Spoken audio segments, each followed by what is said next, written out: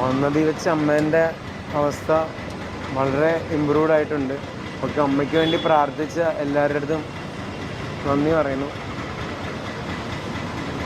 വിഷ്ണുവിനെ അത് എന്നോട് ചോദിച്ചു, നന്ദി പറയാറായോ എന്ന്. ഞാൻ പറഞ്ഞു നന്ദി എപ്പോൾ വേണേലും പറയാം. ദൈവത്തിൻ്റെ പ്രാർത്ഥനയും ബ്ലെസ്സിങ്ങുമാണ്. നമ്മൾ ചെയ്യുന്നതൊക്കെ ഒരു പരിധിയേ ഉള്ളൂ, അതിന് മേലെയാണ് ദൈവം. അവരുടെ ബ്ലെസ്സിങ്, ദാറ്റ് ഈസ് ഇമ്പോർട്ടൻറ്റ്. അത് തന്നെ ഞാനും പറഞ്ഞത്. നമ്മുടെ ശ്രീമതി ഉമ്മ തോമസ് MLA ഇന്നത്തെ അപ്ഡേറ്റ് പറയാനായിട്ടാണ്. ഇന്ന് രാവിലെയും നമ്മൾ അസസ് ചെയ്തു. പേഷ്യൻ്റ് സ്റ്റേബിളാണ്. ഞാൻ ഇന്നലത്തേക്കാളും വേണമെങ്കിൽ കുറച്ചും കൂടി സ്റ്റേബിളാണ് പേഷ്യൻ്റ്. പക്ഷേ നമുക്ക് വീൻ ചെയ്യാൻ വെന്റിലേറ്റർ, എല്ലാവർക്കും അറിയേണ്ടത് എന്നാണ് വെന്റിലേറ്ററിൽ നിന്ന് പുറത്തോട്ട് വരിക എന്നുള്ളതാണ്. അതിനാണ് നമ്മളും ശ്രമിക്കുന്നത്. അതിന് മാത്രം ചിലപ്പോൾ ഇത്രയും കൂടി സമയം വേണ്ടി വരും. പക്ഷേ ഇന്നത്തെ ഡെവലപ്മെൻറ്റ് എന്താണെന്ന് വെച്ചാൽ, ഇന്ന് എക്സ്റേ എടുത്തപ്പോൾ ചെറിയൊരു നീർക്കെട്ട്, ഇത്തിരി ഒരു വെള്ളക്കെട്ട് റൈറ്റ് സൈഡിൽ ഒരു 160 ml ഉണ്ടായിരുന്നത് ഇന്നൊരു 200+ വന്നിട്ടുണ്ട്. അതിൻ്റെ കാരണം ഒരു റിയാക്ഷണറി എഫ്യൂഷൻ എന്ന് പറയും. എന്ന് പറഞ്ഞാൽ ഇത്രയും ട്രോമയൊക്കെ കടന്നു പോയ ഒരാൾക്ക് ഉണ്ടാകുന്ന ഒരു എഫ്യൂഷൻ ആയിരിക്കാം. അതാണ് നമ്മൾ കണ്ടത്. അപ്പോൾ അതുകൊണ്ട് ഒരു അലാമിംഗ് ആയിട്ടൊരു സിറ്റുവേഷൻ അല്ല, പക്ഷേ വി ആർ വാച്ച്ഫുൾ, നമ്മൾ നോക്കിക്കൊണ്ടിരിക്കുകയാണ്. പക്ഷേ ഇതുകൊണ്ടൊന്നും ആളുടെ റെസ്പിറേഷൻ, പുള്ളി തന്നെത്താനെ എടുക്കുന്ന റെസ്പിറേഷനിൽ ഒരു വ്യത്യാസം ഉണ്ടായിട്ടില്ല. കുറച്ചും കൂടി മെച്ചപ്പെട്ട രീതിയിലാണ് എടുക്കുന്നത്.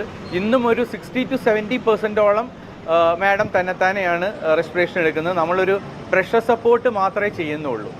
അപ്പോൾ അതൊരു നല്ല ലക്ഷണമാണ്. ബാക്കി പാരാമീറ്റേഴ്സ് എല്ലാം കൺട്രോളായി തന്നെ പോകുന്നത്.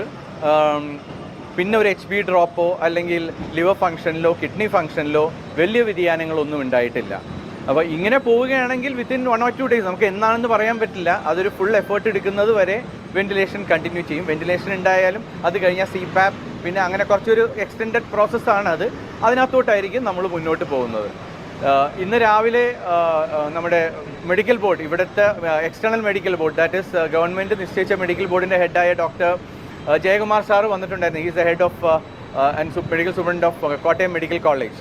അപ്പോൾ സാറ് വന്നിട്ടുണ്ടായിരുന്നു. ഇപ്പോൾ ഇന്ന് മീറ്റിംഗ് പ്രോഗ്രസ് ഡിലേ ആയതും സാറായിട്ടുള്ള കമ്പൈൻഡ് മീറ്റിംഗ് എല്ലാം കൂടി കഴിഞ്ഞിട്ടാണ്. അപ്പോൾ സാറ് വന്നു, സാറും കണ്ടു, സാറും അസസ് ചെയ്തു. സാറും പറഞ്ഞത് നമ്മൾ ചെയ്യുന്ന ആ പ്രോട്ടോക്കോൾ തന്നെ ഇങ്ങനെ തന്നെ പോയാൽ മതി, ഇത് തന്നെയാണ് കറക്റ്റ് വേ ഓഫ് ട്രീറ്റ്മെൻറ്റ് തന്നെയാണ് പറഞ്ഞത്.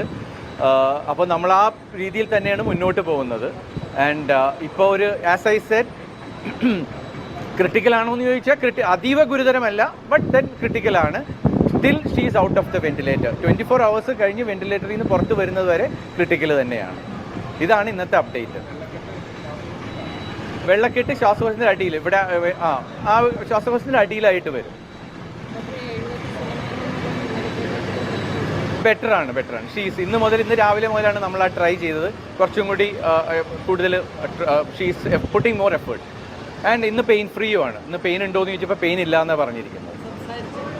സംസാരിക്കുന്നുണ്ട്. സംസാരം എന്നല്ല, വിസ്പറിങ്, ഷീസ് കമ്മ്യൂണിക്കേറ്റിംഗ്. ഇന്നിപ്പോൾ നാക്ക് ഉണങ്ങുന്നു എന്ന് പറഞ്ഞു, വേദനയില്ല എന്ന് പറഞ്ഞു, പിള്ളേരെ ഇവരെയൊക്കെ കണ്ടു എന്ന് പറഞ്ഞു. പിന്നെ വാട്ട് എൽസ്, വെള്ളം വേണം എന്ന് പറഞ്ഞു. അപ്പോൾ വെള്ളം കഴിക്കാൻ പറ്റില്ല എന്ന് പറഞ്ഞു. പിന്നെ ബുദ്ധിമുട്ടുള്ളത് ആ ട്യൂബ് കിടക്കുന്നത് കൊണ്ടാണെന്ന് പറഞ്ഞു. അപ്പോൾ ട്യൂബ് നമുക്ക് മാറ്റാൻ പറ്റില്ല, അതാണ് ടു ദ വേ. ഈ റോഡിലോട്ട് ഉള്ള ഈ റോട്ടിൽ അതാണ് ഇനി ഒരു ബുദ്ധിമുട്ടുള്ളത്. അത് വേഗം എടുക്കാമെന്നുള്ളതാണ് നമ്മളും ട്രൈ ചെയ്യണത്. പക്ഷേ അതിനൊരു പ്രോസസ്സ് ഉണ്ട്. അതെന്തായാലും 2-3 ദിവസം കൂടി എടുക്കുമായിരിക്കും. പക്ഷേ as early as possible we are trying to. തലച്ചോറായിട്ട് ബന്ധപ്പെട്ടത് വേഴ്സൺ ആയിട്ടില്ല. നമ്മൾ ഇപ്പോൾ ഈ പറഞ്ഞ കാര്യങ്ങളൊക്കെ നമ്മൾ പറയുന്നതിനൊക്കെ റെസ്പോൺസ് തന്നെ വലിയൊരു ഫാക്ടറാണ്.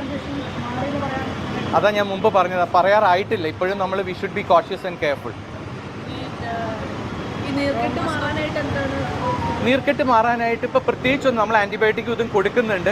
ആ നീർക്കെട്ട് കൂടുന്നുണ്ടെങ്കിൽ മാത്രമേ നമുക്ക് വേണമെങ്കിൽ ഒരു പിക്ടെയിലോ എന്തെങ്കിലും ഇട്ടിട്ട്, അല്ലെങ്കിൽ ട്യൂബോ സിറിഞ്ചോ ഇട്ട് എഫ്യൂഷൻ വേണമെങ്കിൽ എടുത്ത് കളയാം. പക്ഷെ അത് ഇപ്പോഴത്തെ നിലയിൽ അലാമിങ് അല്ല. കാരണം ഷീസ് ബ്രീത്തിങ്ങിനൊന്നും ഒരു എഫക്റ്റ് ചെയ്യാത്തത് കൊണ്ട് we are not touching there. അത് തന്നെയാണ് സാറിൻ്റെ ഒക്കെ ഒപ്പീനിയനും. അല്ല, ഇപ്പം പിന്നെ അതിൻ്റെ ഒന്നും ഒരു ആവശ്യം വന്നിട്ടില്ല. അതിൻ്റെ ഒന്നും ഒരു ആവശ്യം വന്നിട്ടില്ല. ഇപ്പോൾ ബ്രോങ്കോസ്കോപ്പിയും CT ഒന്നും ഇനിയും അങ്ങനെ വാറണ്ടഡ് അല്ല. നമ്മൾ എപ്പോഴും ഇടയ്ക്ക് പോയി ചെയ്യേണ്ട ഒരു കാര്യമല്ല. അത് ആവശ്യമുണ്ടെങ്കിൽ ഡെഫിനറ്റ്ലി വിൽ ഡു ഇറ്റ്.